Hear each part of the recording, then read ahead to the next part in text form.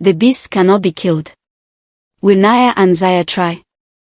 The tale of the Forgetful Fairy, the Rise of Zayia.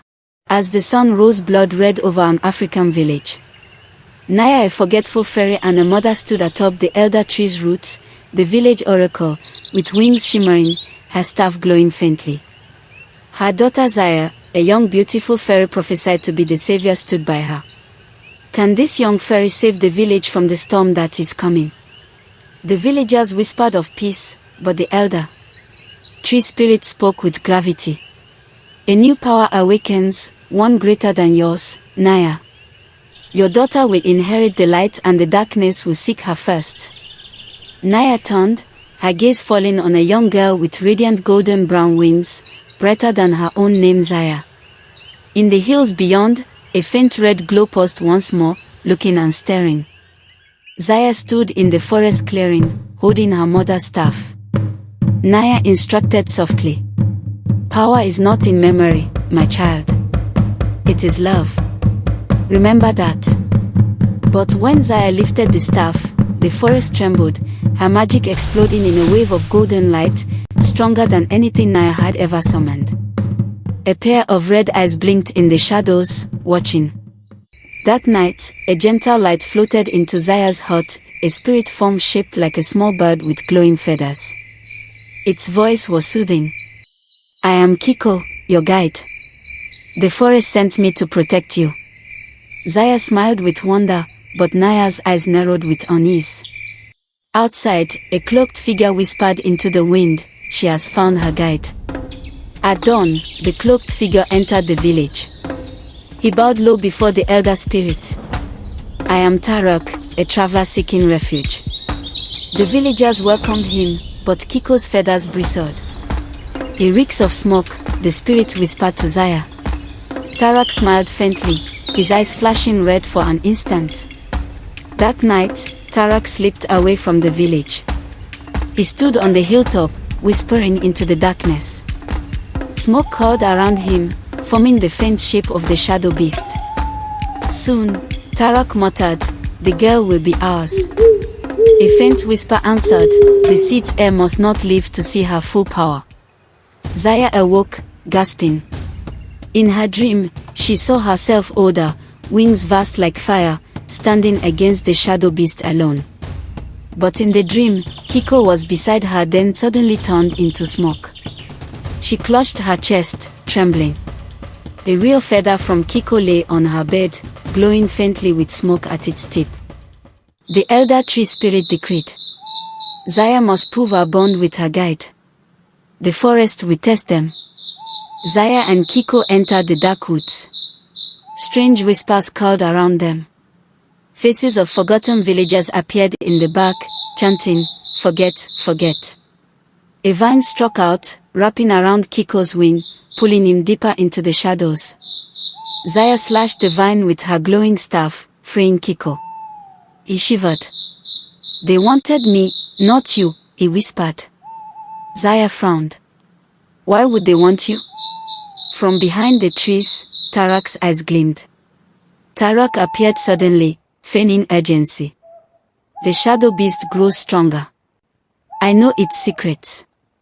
Trust me, and I will lead you to its lair. The elder spirit frowned. Why would a wanderer know the path of shadows? Tarak's smile was too calm.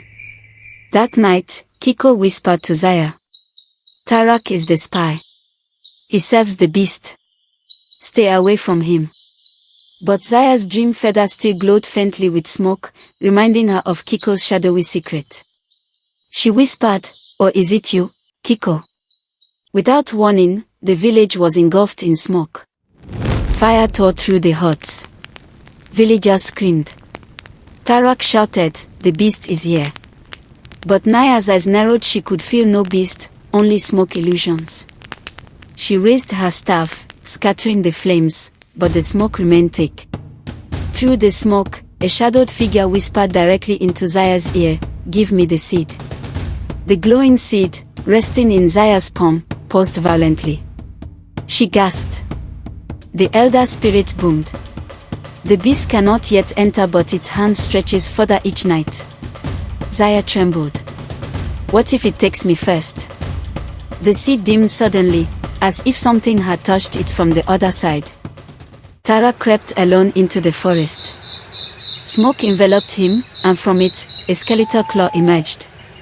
Have you gained the girl's trust? The beast's voice growled. Tarak bowed. Not yet. But her guide is weak. It hides something. The beast claw stroked Tarak's face. Then use the weakness. Zayia trained again at dawn. She struck the earth with her staff, sending shockwaves that split stone. Her wings flared, brighter than fire. Naya staggered back, stunned at the raw force. My daughter, you are stronger than me already. From a distance, Tarak watched, whispering, stronger, and easier to break. The elder tree summoned the ancient spirits of the forest. They gathered as glowing forms around the baobab. One spirit hissed. The guide cannot be trusted. Another replied, the wanderer stinks of lies. Zayia stood frozen, torn between them. Kiko lowered his head, feathers shedding smoke for an instant. That night, Zayia caught Tarak whispering into the wind again. You serve the beast, she cried, raising her staff. Tarak smirked. And your precious bird serves him too. Zayia faltered. Lies. Kiko appeared suddenly silent, watching her with unreadable glowing eyes. That same night, Zayia woke to hear Kiko whispering not to her, but to the darkness. His voice was low, trembling. She does not yet suspect me. Zayia froze, unable to move, as the smoke answered with a growl. Kiko turned suddenly, eyes glowing red for a moment. At dawn, Zayia stormed into the clearing. Kiko, you serve the beast. Kiko trembled, feathers darkening. I had no choice. He owns my true name. Naya raised her staff. Then you will betray us all. As the council erupted, Tarak stepped forward, feigning anger. I warned you all, yet you trusted the bird. The villagers turned against Kiko. Kiko cried out, it is true, but Tarak serves him too. The villagers gasped as Tarak's cloak burned away, revealing smoke swirling from his skin. Smoke poured from Tarak's body, engulfing the village. Villagers collapsed coughing. The elder spirit roared, roots lashing to protect them. Zayia lifted the seed high. Its light pierced the smoke briefly, but the beast's laughter shook the sky. A massive claw of smoke crashed down, splitting the earth before her. Amid the chaos, Kiko flew to Zayia. Strike me, and the beast's hold will weaken. My betrayer has chained us both. Zayia hesitated. Tears welled. You are my guide. Kiko whispered, then guide me to my end. Zayia raised the staff, golden light aiming directly at Kiko. Zayia cried out and struck Kiko with the seed's light. Tarak screamed as the beast's grip faltered. But the beast itself began to emerge far larger, far darker than before. The shadow beast towered above the forest, its body a storm of smoke and fire, wings blotting out the stars. Its voice thundered. You have slain my pawn, but I will consume you whole. The villagers fled, but Naya and Zayia stood their ground. The beast's eyes locked on Zayia, glowing brighter than molten stone. Naya placed her hands on Zaya's shoulders. My love saved this village once. Yours must save it now. Together they raised their staff. Light and memory, love and power, merged into a blinding wave that struck the beast. The beast staggered, but its claws still reached forward, wrapping around Zayia. The beast roared, dragging Zayia into its chest of smoke.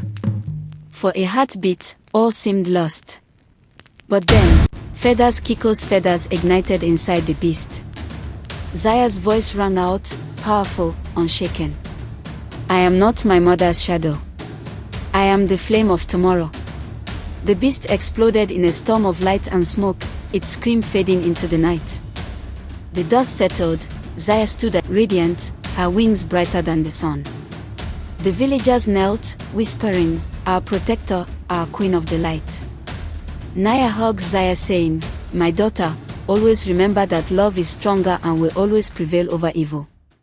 For more African folktales, like, comment, subscribe, and share to get our newest stories.